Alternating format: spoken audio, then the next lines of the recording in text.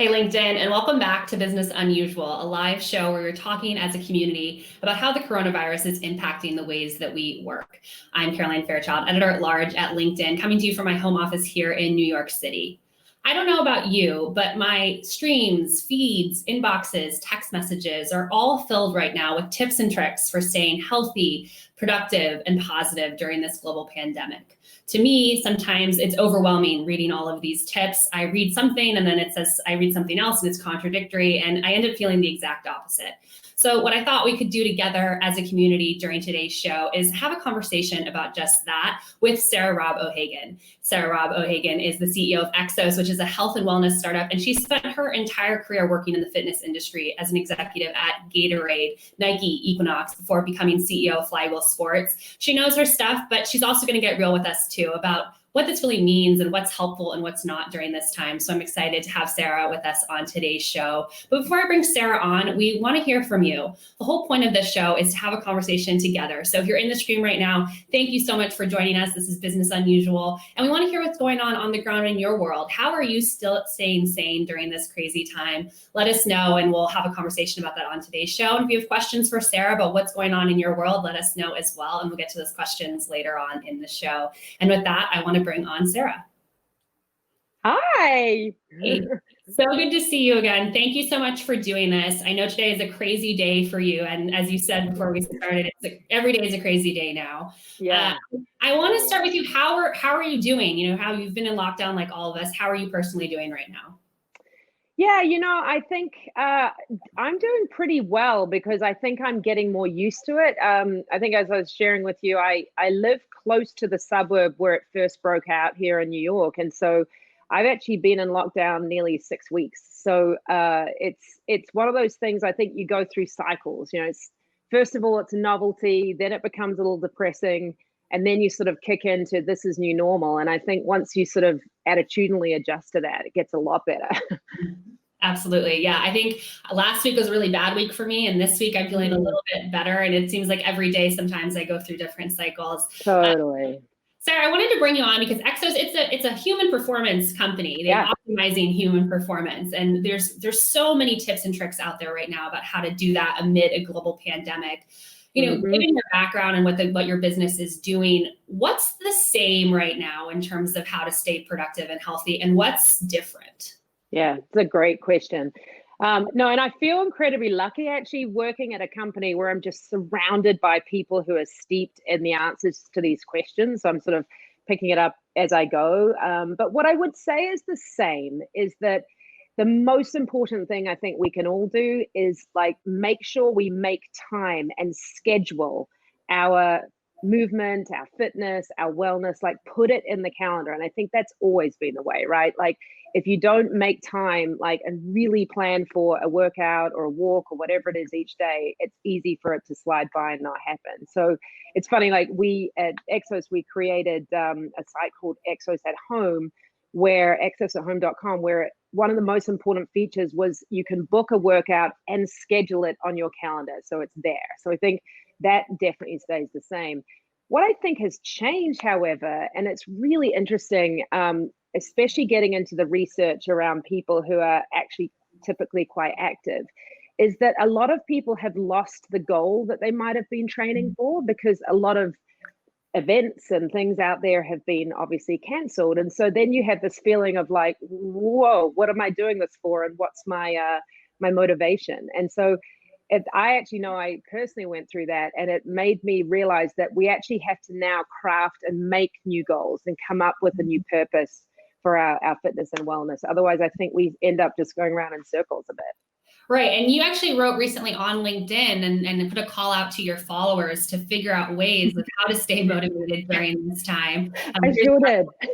Some inspiration for staying motivated at home. I definitely read this when it came across my stream. What did you learn from your community? What were some of the top tips?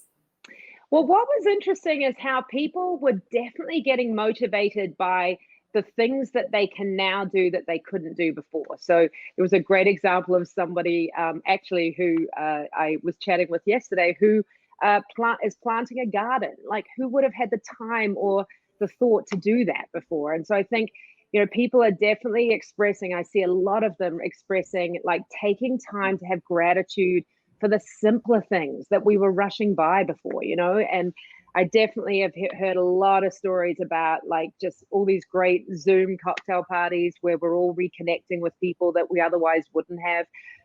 It's funny. I did a mini Zoom college reunion with people I haven't seen for 20 years. And it's like, normally that would be so hard to do because it would be so hard for us all to travel. And it's like, well, why not? And I think those kind of experiences are super uplifting, actually.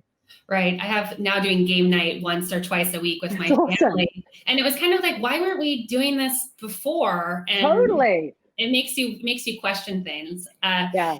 If you're just joining the stream, this is Business Unusual. We are having a conversation right now, a real conversation about how to stay productive, happy, and healthy while quarantined. I'm here with Sarah Robb, Hagan. She's the CEO of Exos. I'm seeing tons of people in the stream sharing their tips for staying sane right now. We have Stephanie who's saying dance, pray, and laugh. Elvira who's echoing what Sarah is saying about keeping a routine as much as possible. Teresa's cleaning out her closet. She says so long overdue. And Nice. she's cleaning her mind, refreshing my thoughts, getting ready for new days. So that's great. Thank you so much all for joining us. Sarah, you've spent your entire career in the fitness industry. Have you had any experiences in the past that have been kind of particularly helpful as you kind of navigate being an executive right now, working from home amid this pandemic? Yeah, it's interesting you say that. Like, I do feel very lucky to be a little older in my career. I'm closer to 50 now. And so many of my generation, not only did we go through the sort of dot-com bust in the early 2000s, but the 2008 recession was profound for many of us in terms of similar to what is going on now, like a lot of people out of work, a lot of companies with revenues that were highly depressed. At the time, I was actually working at Gatorade, and not only did I take a job to lead a giant global company like that, but I also had my third child in the middle of it, and then we landed in a recession, and it was just extraordinarily tough, going through that kind of like tension, I guess, when the business is so profoundly down and you're trying to move as fast as you can to reinvent it and all that sort of stuff. But I would say for me, having been through that, it gives me a sense of calm this time that I don't think I otherwise would have had. And I would love to particularly share for your maybe younger viewers that just know that this will eventually pass, and we will all grow and learn from it in pretty profound ways that we don't even necessarily know yet. And I think it is definitely from that experience at Gatorade, it's helping me even in my own business today, think a lot about how do we prepare to be the strongest, most effective business that we can on the other side of this.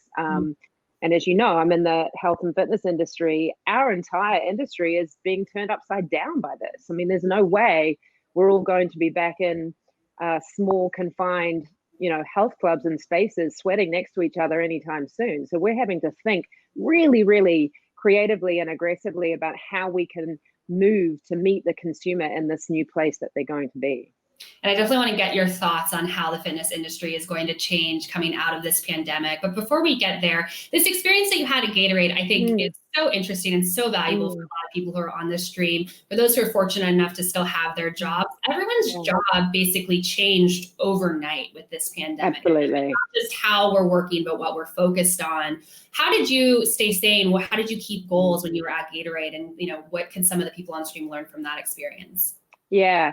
Well, one of the things I will say I learned from that is that, as I mentioned, I had just had a child and I was under an enormous amount of stress. Like, I was back working full time really within a couple of weeks of giving birth. And as a result, actually, which is so not what I would normally do, but I let my fitness go. I let my healthy habits go because I was so stressed trying to parent 3 kids and, deal with leading a giant team and a big turnaround. And it ended up deeply affecting me in a very negative way, to the point where I actually eventually, thankfully to my husband, he pulled me away and said, we need to take a time out, get you recharged and get you back on the front foot.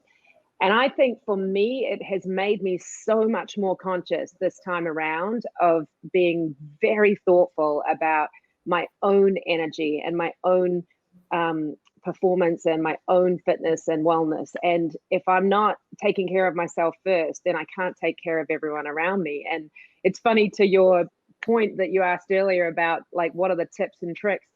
This is so dumb, but it's a simple idea. Like, I started scheduling once a day.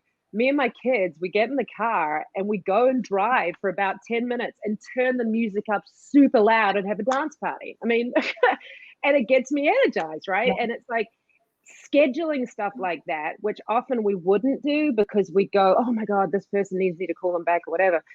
It's so important to make sure you're managing your own mental flow and energy. And that is probably the biggest thing I think I learned from that time period.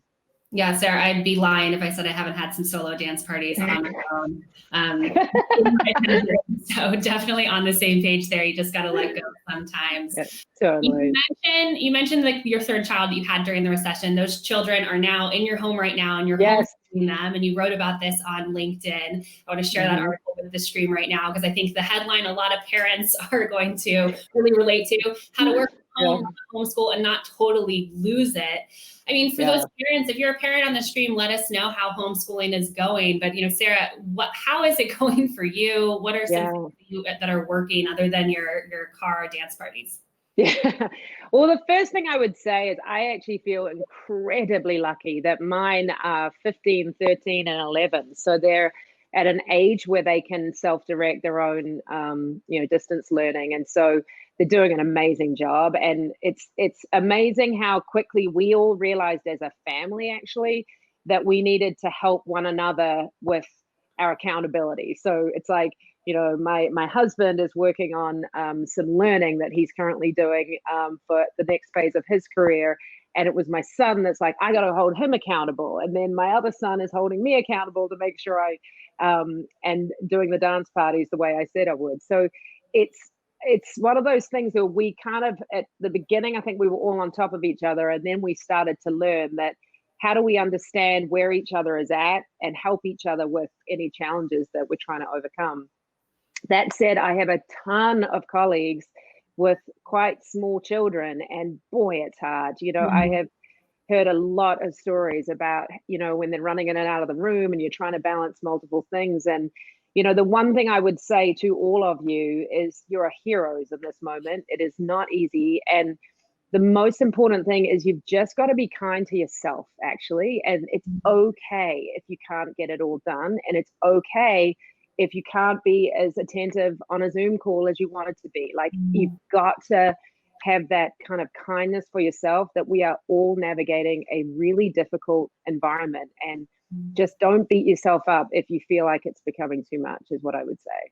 Yeah, I think that's great advice. And I actually want to pull up an article that you wrote in 2018 on LinkedIn, because I think the headline is even more poignant than it is today. This is 2018, Sarah wrote this: attention working moms, it's okay to not be okay. Sarah, how much stronger is that message now that we're in this pandemic than it was when you wrote it in 2018? Oh my gosh, I had forgotten about that article.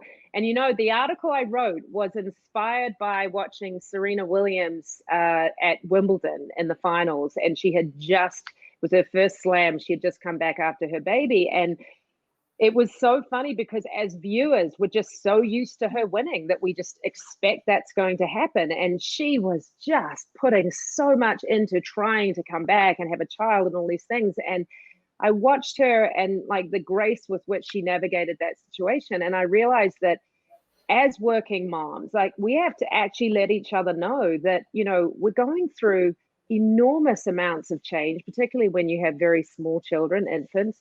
And it's okay to not feel great. It's okay to show up at work and have a bad day and, you know, be emotional, for goodness sake. Like, it's okay. That's part of the process. And if we don't sort of demonstrate that support and forgiveness for one another, I think, you know, you can get into these places of really beating yourself up. And if there's one thing I have learned from this COVID crisis, actually, just from reaching out to so many on my team that are navigating through it, is everybody is on an emotional roller coaster. everybody for whatever reason. Everyone's got stuff going on that they may not show when they're in a meeting. There could be like elderly parents they're worried about. There could be all manner of issues. And as a result, it's like, just know that when someone shows up having a bad day, you're going to have one too. And so how can you reach out and just support them and check in and see if they're all right? I think that really matters. Yeah, I was seeing a lot of people in the stream echoing what you're saying, Sarah. Beatrice is saying it's okay not to be okay. Have compassion and be kind to yourself. Janine says, I'm a remote public high school teacher with 2 of my kids in high school remote learning. It is hard on all sides. And we need to remember that as teachers and students and parents, we all need to be more patient. Beatrice, Janine, thank you so much for joining us. Yeah. I've seen a ton of comments on the stream of people noticing that you're a fan of New Zealand's All Blacks rugby team.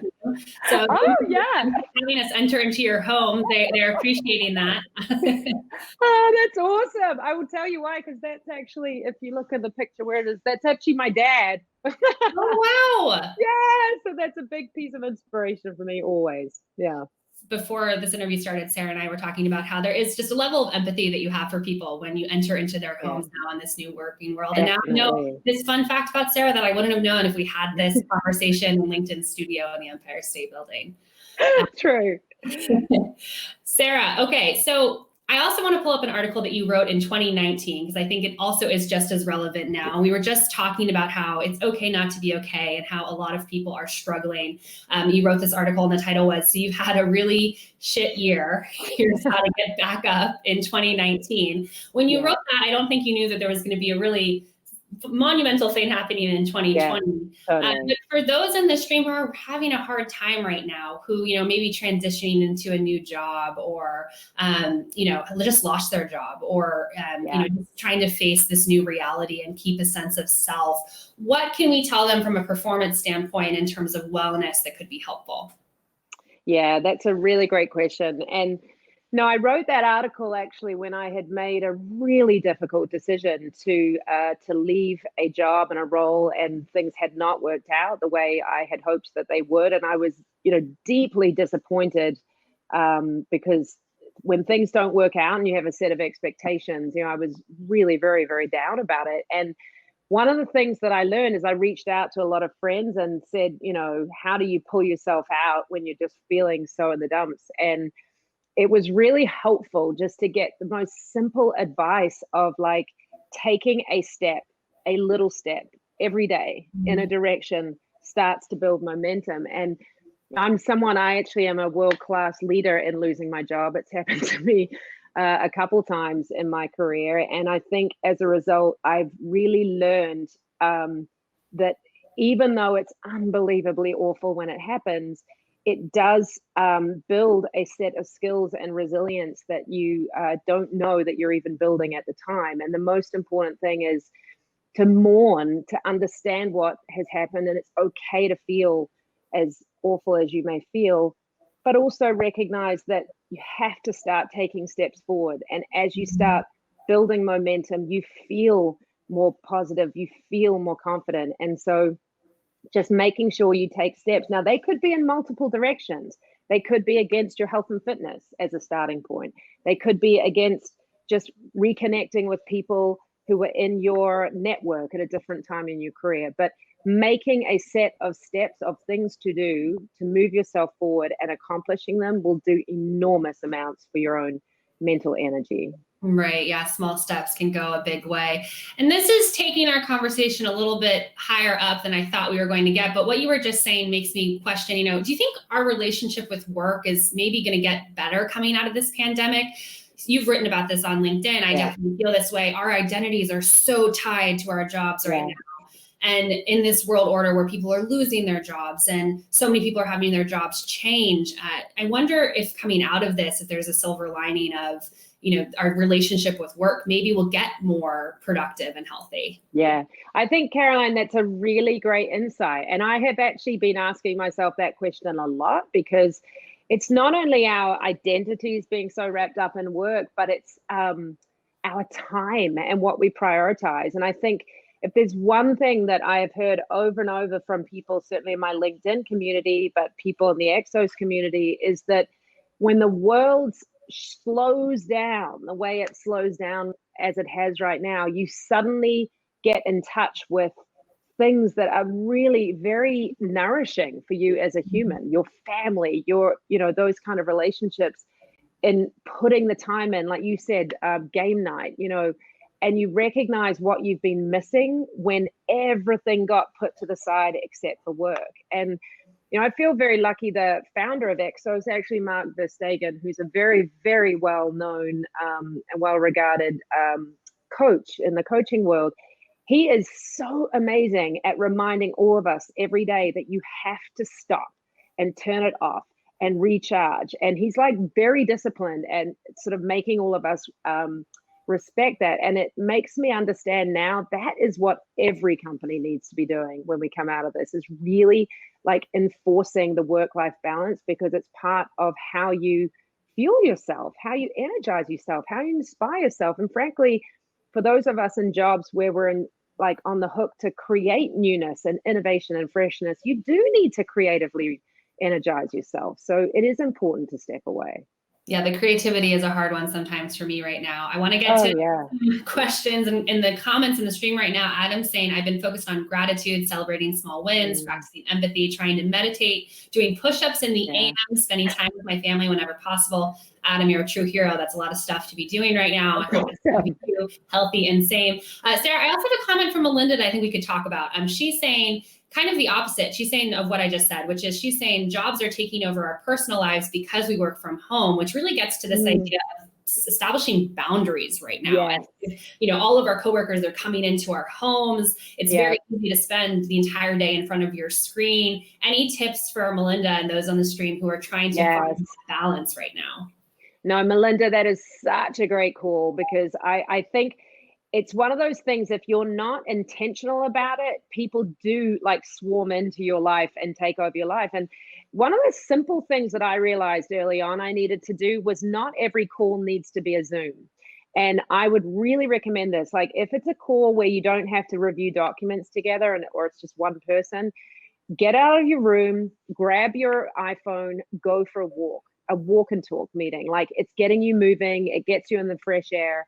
And it just allows you to get out of that sitting in that same spot the whole time. And I do think, Caroline, you're so right about boundaries. It's like, just because we are now sort of our house and our office is the same thing, you need to create a schedule. Here's the hours that I come to work and here's when I've finished work.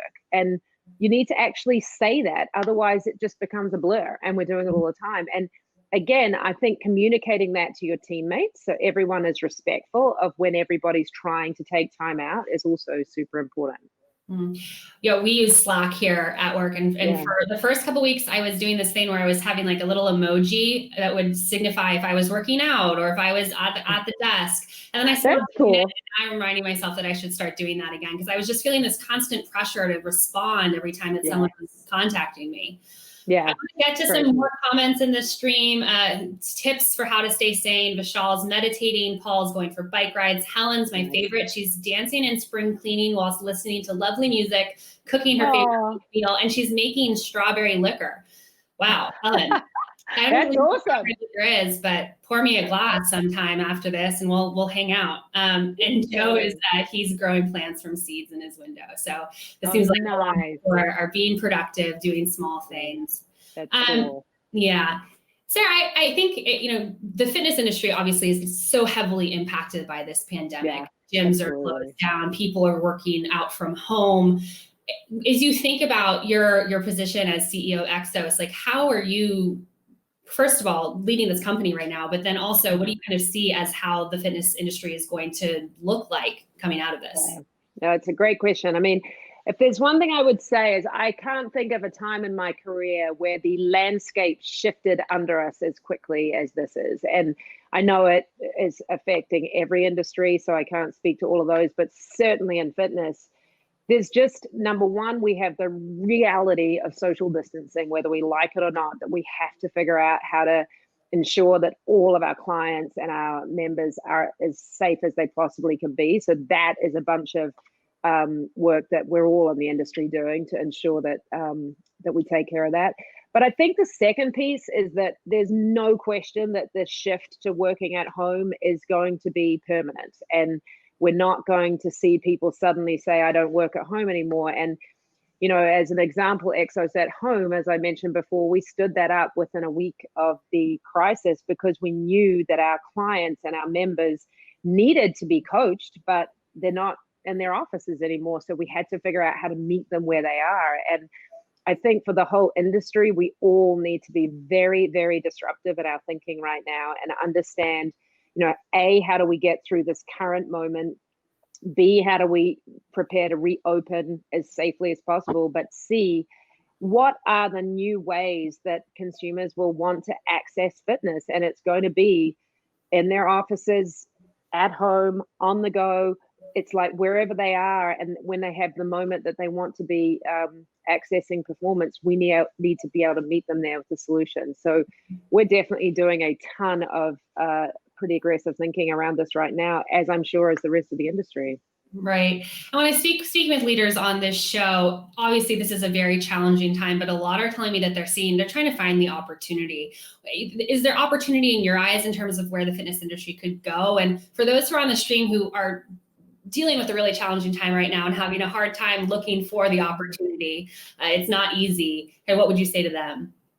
Yeah, I actually do think there's a lot of opportunity. And I also feel super inspired by the opportunity in the long tail. You know, one of the really cool things that we've seen is just fitness practitioners across the country, like just standing up their own streaming efforts really quickly. And people who have relationships with those practitioners are able to essentially get access to them in a different way. And there's so much technology that's available to everyone today off the shelf that I think it opens up a lot of opportunities for great fitness practitioners, you know, to meet their clients where they are. And that really excites me because I think what's neat about our industry is it's one of those industries where you can be in a giant company and you can be a small one-off practitioner and build your own community and be very successful. So I really hope to see more of that because I think it's good for all of us.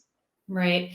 Seeing some great comments in the stream still. Trisha saying, love the idea of a walk and talk meeting. I haven't done any of those and I'm going to probably adopt that as well. She says, I'm overwhelmed with all the Zoom calls. Carrie says, I'm taking a PTO day to turn everything off and give myself a break. That's another big topic. Does PTO even exist anymore? When yes. Hopefully it does.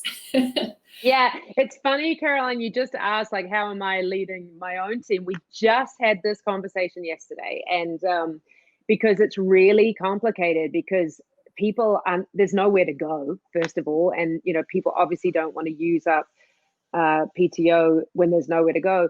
However, we feel really strongly that people need to have enforced just downtime, decompression time away from this conversation about whatever this company is time. And so, yeah, we're thinking of some techniques that we're going to introduce to our team next week, actually, to ensure that we're, as a company, finding really distinct moments where we all switch off, like we try and create our own Exos holidays, if you will, so that we can actually just allow people to recharge. It's critical at this time. Because the other piece I would say is this is not going to end quickly. And I was reflecting on this last night, back to my Gatorade story. When I moved to take the role at Gatorade, I also moved to Chicago and had my first ever really, really horrific snowy winter of my life. And I never knew that in Chicago, you are literally under the snow for 18 weeks in the winter. And so mentally, it just kept going and going and going. And I found it harder to deal with because I didn't know the end date. And I think with COVID-19, if our expectation is that life is going to be normal soon, we're going to mentally struggle with the fact that it isn't. So you have to almost cast your mind out. This is going to be the whole summer like this. Expect it to be that way. How do you operate within those confines to get yourself energized and feel like you're getting the downtime you need within your own bubble? Right. Start mentally accepting now that this is not going to be over anytime soon. I'm trying to do that myself, and I'm thankful for the reminder. Sarah, this has been such a great conversation. I've seen so many great comments in the stream. Before I let you go, I just have one question from Will. You were so transparent with us earlier in the show that you're an MVP at losing your job. Will wants to know if you have any tips. He's caught in between jobs right now for him in terms of how he can stay productive and healthy during this challenging time. Yeah, well, I'm actually super glad you asked this question because I meant to say this and I had forgotten before. And that is that the single biggest tip I would give you that was given to me in a similar circumstance is now is the time to upskill and educate, because you have time and there is so much amazing content. Actually, LinkedIn Learning, not just to give it a plug, but is amazing in terms of the amount of stuff that is out there. And it's like, even at Exos, we've been putting a lot of time into how we put curriculum in front of our coaches so that they can spend time right now upskilling. Because if you can use this time productively, and whether it's just like thinking of new skills for a side hustle, for goodness sake, whatever it is that's interesting to you, and come out of it with some new things in your toolkit, then you will have really used this time to your your best advantage. And I actually think you'll personally feel really motivated by it because you're accomplishing something as you go along. So I truly recommend that. I know it worked for me when someone gave me that advice. Right. 2 birds, 1 stone, helps you stay motivated, but also put you in a better place once we do come out on the other end of this. Sorry, it's been so great talking to you. Thank you so much for letting us into your home. And I know I speak for the stream when I say we really appreciated your insights. Thank you. Awesome, Caroline. That was Sarah Robb Hagan. She's the CEO of Exos, and she just went through a whole gamut of different ways that we can stay productive, happy, and healthy, but also sane and real during this challenging time. I want to thank her so much for joining us on the show. I also want to thank Valerie, Megan, Bonnie, Hovind, Alexandra, Jeff, Tony, Roland, Brenda, Janine, and Lori for sharing your tips for how to stay productive during this time. I'm going to go back and read all of those again once we get off this stream. This is Business Unusual, a daily live show where we're talking with you about how the coronavirus is impacting the ways that we work. We'll be joined on tomorrow, Friday at noon again, so please tune in. And I'm Caroline Fairchild. Thank you so much for joining us.